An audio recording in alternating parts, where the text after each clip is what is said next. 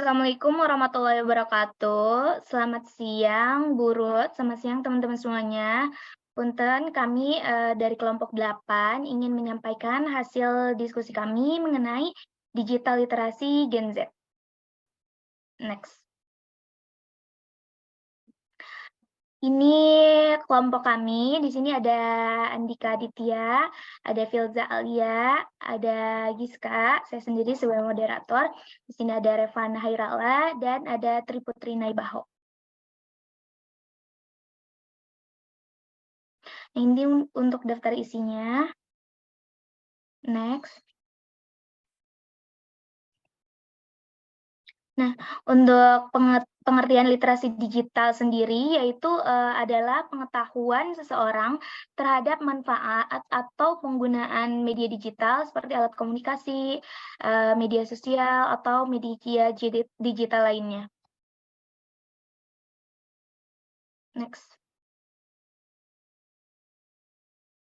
Nah, untuk proses pengumpulan data, di sini target responden kita yaitu 100 responden, dan yang kami dapat adalah 115 responden. Untuk durasi penyebaran kuesionernya yaitu kurang lebih sekitar 2 minggu, dan penyebaran kuesioner ini dilakukan dengan fokus kepada anak-anak Gen Z usia 15 sampai 18 tahun. Kami sebar kepada anak-anak atau di kelas kami pada saat SMA di personal chat WhatsApp, Line, dan story Instagram. Untuk kendalanya, beberapa responden yang pasif, dan kami sempat kesulitan mencari target responden karena relasi kita yang tidak begitu banyak.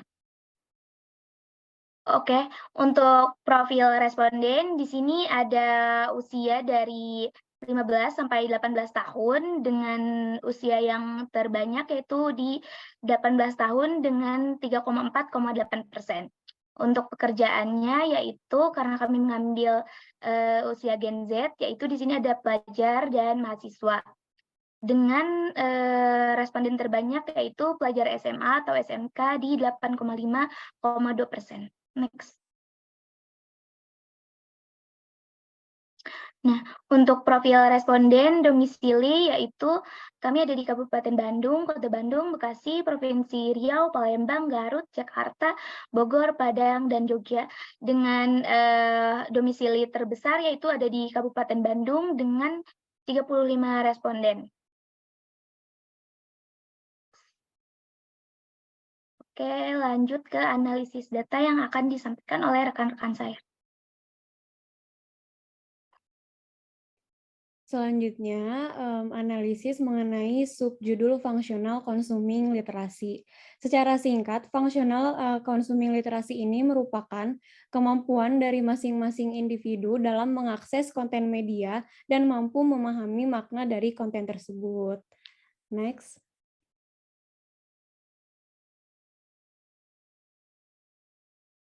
Nah, ini untuk pertanyaan-pertanyaannya. Lalu, next. Nah, untuk persenan terbesar dari subfungsional consuming literasi ini adalah jawaban terbesar ada di jawaban setuju dengan rata-rata persenan yaitu 61,3%. Yang berarti dari 61,3% responden ini dianggap sudah cukup tahu, dianggap juga sudah merasa mampu dalam menggunakan alat pencarian, mengejar perubahan, menggunakan fitur, menyadari pesan eksplisit dan implisit, memahami dimensi politik, ekonomi, sosial, dan juga menyadari adanya pemikiran yang berbeda di media digital. Next. Lalu untuk persenan yang terkecilnya adalah dengan jawaban tidak setuju sebesar 9,5%. Yang berarti dari 9,5% responden tersebut mereka belum cukup mengetahui dan juga belum cukup mampu atau mahir dalam menggunakan alat pencarian, mengejar perubahan, menggunakan berbagai fitur, menyadari pesan eksplisit dan implisit, memahami dimensi politik, ekonomi, sosial, dan menyadari adanya pemikiran yang berbeda di media digital.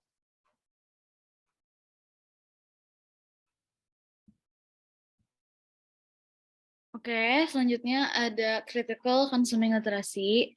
Nah, ini ada data dari subjudul critical consuming literacy dengan paling banyak responden memilih sangat setuju. Jadi critical consuming literacy adalah kemampuan seseorang untuk secara kritis memahami dan mengevaluasi informasi di media digital serta membuat keputusan yang bijak. Ini termasuk kemampuan untuk menganalisis informasi yang diberikan, untuk memahami aspek-aspek yang terkait dengan produk yang dikonsumsi, seperti berkelanjutan, etika, dampak sosial, politik, dan untuk menantang praktik konsumsi yang berbahaya. Nah, selanjutnya ini ada pertanyaan-pertanyaan dari critical consuming literacy yang sudah dijawab oleh responden-responden kita. Kemudian, paling besarnya itu adalah responden menjawab sangat setuju dengan 68%. Nah, dalam critical consuming literacy ini, jawaban yang paling banyak dipilih adalah sangat setuju. Hal ini dapat diartikan bahwa sebagian besar responden pada subjudul critical consuming literacy sudah paham tentang bagaimana cara menggunakan sosial media dengan baik. Dengan mereka sudah dapat membedakan mana fakta, mana bukan, serta bertindak dengan bijak dalam sosial media. Kemudian, ada yang paling kecil itu responden kita menjawab tidak setuju dengan hanya 6%. Nah, angka 6% dari keseluruhan total responden di subjudul ini menandakan bahwa hanya sedikit dari responden yang belum bijak dalam menggunakan sosial media.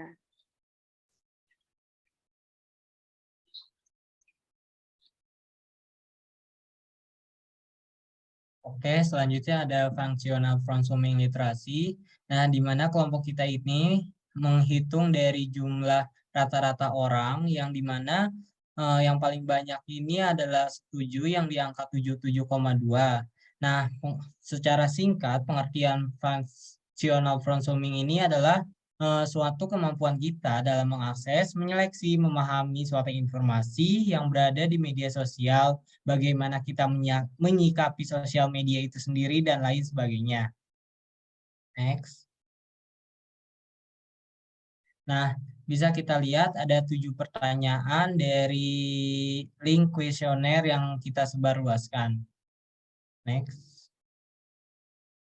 Nah, yang pertama ini dari yang terbesar terlebih dahulu, yang dimana responden yang menjawab kuesioner yang telah kami berikan itu mencapai 67,2% yang setuju, yang dimana berarti bahwa responden ini telah bisa menggunakan cara untuk membuat akun di media sosial, menggunakan perangkat lunak, menggunakan perangkat keras, menggunakan operasio dasar dalam bermedia sosial, dapat memberikan kontribusi atau komentar, menilai ataupun mengulas konten media digital, dan mampu untuk berbagi konten terhadap orang lain.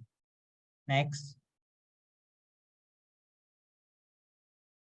Selanjutnya, ini ada yang terkecil yang dimana responden ini menjawab tidak setuju yang mencapai 10,5%, yang dimana masyarakat ini belum mampu untuk membuat akun di sosial media, belum mampu untuk menggunakan perangkat lunak, belum mampu untuk menggunakan perangkat keras, belum mampu untuk menggunakan operasio dasar dalam bersosial media, berbagi konten di sosial media yang ada, belum mampu untuk berkontribusi ataupun berkomentar di sosial media, beserta belum mampu untuk mengulas konten maupun untuk berbagi konten terhadap orang yang lain. Selanjutnya.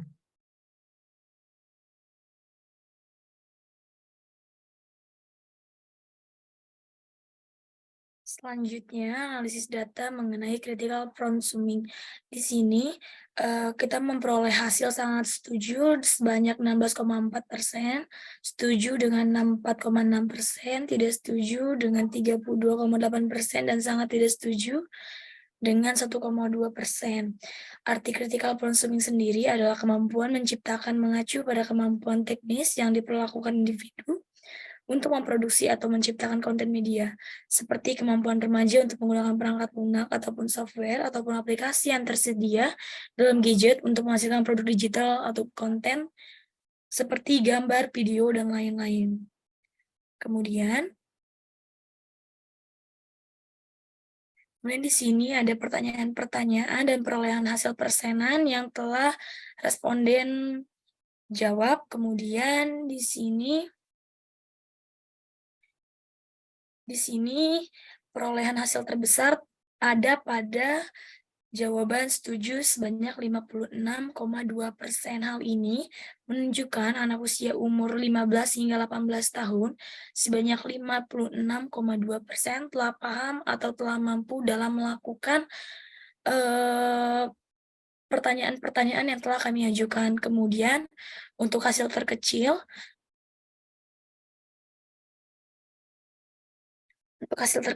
diperoleh dengan jawaban tidak setuju sebanyak 9,69%. Hal ini pula menunjukkan bahwa anak usia 15 hingga 18 tahun sebanyak 9,69% belum melakukan atau belum paham mengenai pertanyaan-pertanyaan atau belum melakukan pertanyaan-pertanyaan yang telah kami ajukan.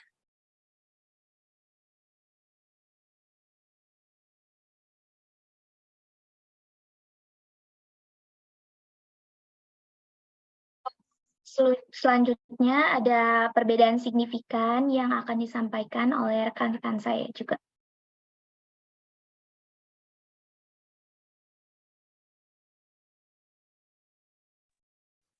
Nah, untuk perbedaan signifikan yang terjadi di subjudul Functional Consuming Literacy adalah terdapat di pertanyaan saya melihat konten media digital yang mengandung kekerasan. Pertanyaan yang didapat dalam salah satu pertanyaan kuesioner ini, responden yang memilih setuju itu sebanyak 50,4%, sedangkan yang memilih tidak setuju itu sebanyak 30,4%. Yang artinya sebanyak 50,4% atau sebanyak 58 siswa maupun siswi setuju dalam melihat konten media digital yang mengandung kekerasan. Sedangkan 30,4% atau sebanyak 35 siswa atau siswi tidak setuju dan menentang akan itu. Lalu mengapa demikian? Nah, dilansir dari sebuah jurnal, Sonia Livingstone pada tahun 2011 menyatakan terdapat berbagai resiko online yang dapat membahayakan anak dan remaja, yaitu kontak dengan pedofil, terpapar konten kekerasan, kekerasan seksual, materi rasisme, mengalami cyberbullying, penguntitan, pelecehan, dan lain-lain. Maka dari itu, anak SMA atau generasi Z ini diharapkan untuk bisa lebih aware dan menyaring lagi konten digital yang mereka konsumsi agar tidak terdampak oleh resiko dari konten media digital itu sendiri yang mengandung kekerasan atau yang dapat membahayakan mereka di dalamnya.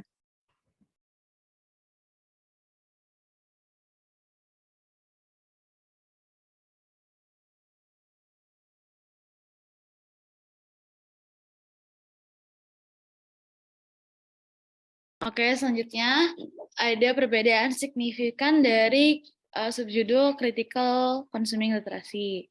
Nah, di sini ada di pertanyaan saya mudah untuk membuat keputusan tentang keakuratan pesan media dengan responden yang setuju sebesar 60% dan responden yang tidak setuju sebesar 31,3%. Artinya, sebagian besar dari responden merasa mudah untuk membuat keputusan tentang keakuratan pesan media. Dalam artian lain, sebagian responden mudah dalam memahami bahwa sebuah berita adalah akurat atau benar tidaknya. Sementara sebagian besar lain tidak setuju, artinya masih ada responden yang sulit untuk menilai apakah sebuah pesan media benar faktanya atau tidak. Mengapa demikian? Menurut Emil Shahnur tahun 2021, zaman sekarang marak berita-berita tidak akurat yang beredar. Maka dari itu, masyarakat harus lebih peka terhadap berita yang mereka baca di media sosial. Apalagi zaman sekarang, kebanyakan informasi dapat diakses di sosial media yang belum tentu akurat dan presisi karena informasi tersebut dapat berasal dari berbagai sumber.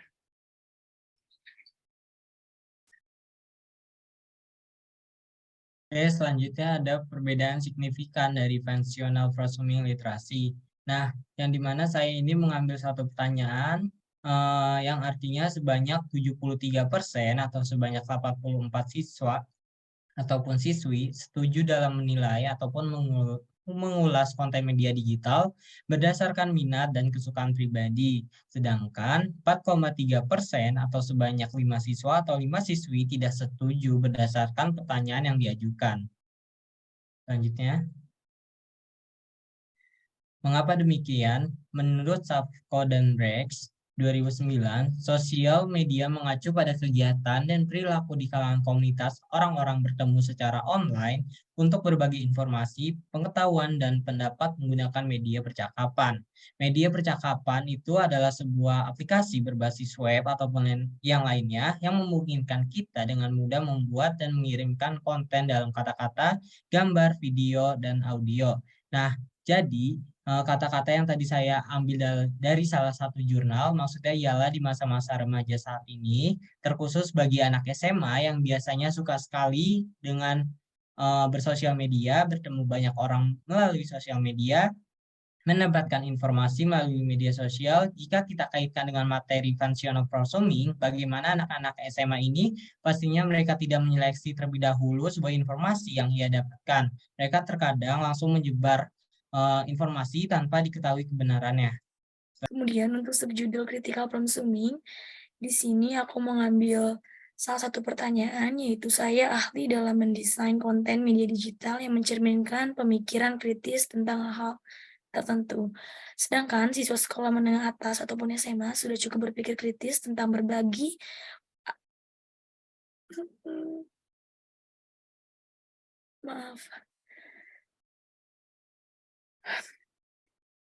Kemudian untuk subjudul critical prosuming, aku mengambil pertanyaan, saya ahli dalam mendesain konten media digital yang mencerminkan pemikiran kritis tentang hal-hal tertentu.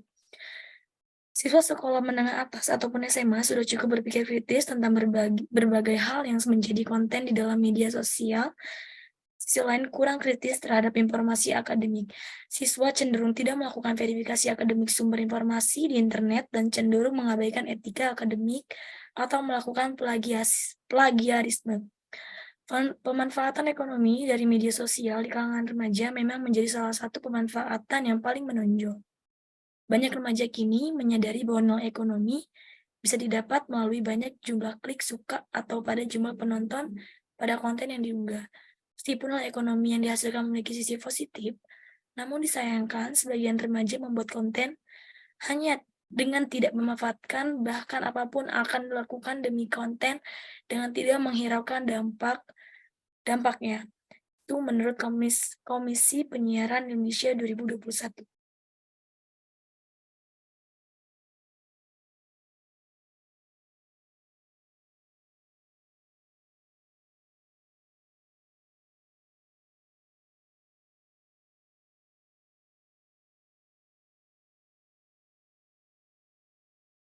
Oke, selanjutnya ada kesimpulan. Jadi kesimpulan dari hasil analisis kita yaitu terdapat 4 subjudul, yaitu ada functional consuming literacy, ada critical consuming literacy, ada functional prosuming, dan critical prosumption. Jadi sebagian besar dari responden kami ialah anak-anak Gen Z dari usia 15 sampai 18 tahun sudah mengerti terhadap pemahaman literasi digital. Karena selain menggunakan media digital sebagai hiburan, mereka juga menggunakan media digital sebagai sarana pendidikan. Maka dari itu, anak-anak Gen Z sekarang harus paham terhadap literasi digital. Next. Ini ada daftar pustaka dan link-link yang kami ambil dari jurnal. Kemudian, oke, jadi next. Jadi sekian pemaparan dari hasil analisis kami. Mohon dan kurangnya mohon dimaafkan. Sekian, terima kasih. Wassalamualaikum warahmatullahi wabarakatuh.